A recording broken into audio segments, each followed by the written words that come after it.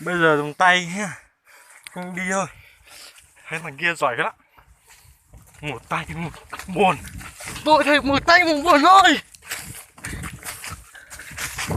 Giỏi chưa anh em ơi. Chạy.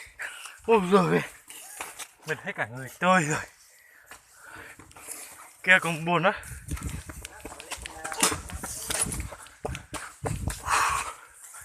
Hết rồi.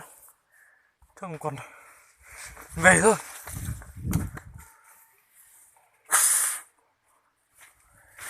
Ui, nổ má.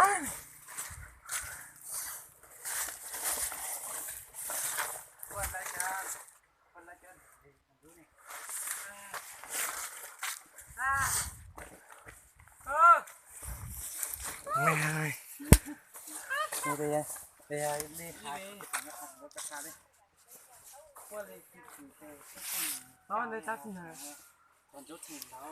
Bố nhớ. Nhớ lại. Ra thế ní.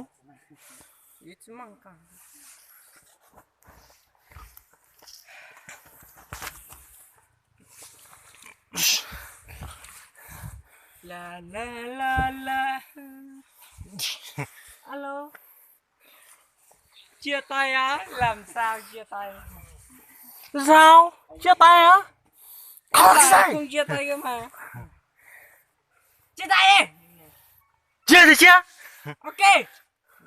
Bây giờ anh tình gì có lý do? Thùng. Tình gì? Ui. Anh ta chấp cô cứ đi, cứ thở đi. Khi thở ní nè, nữa nè. À, để sao đã chìm tàu. Đi, đi món nữa này. Còn 100k ở trong tay trong túi. Sợ gì anh em tôi đi uống nước. Đi. Cái kia này không? Cái kia này. Đi. Nghe quá rồi. Đi món nữa uống này.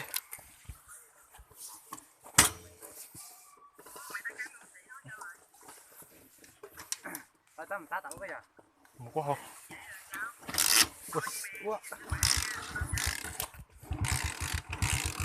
Đấy điệu.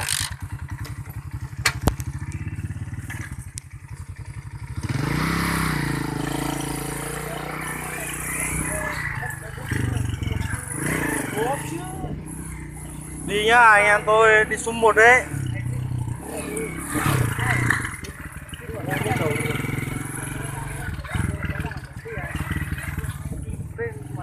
Mở tay lấy. Đi hết thẻ luôn đấy.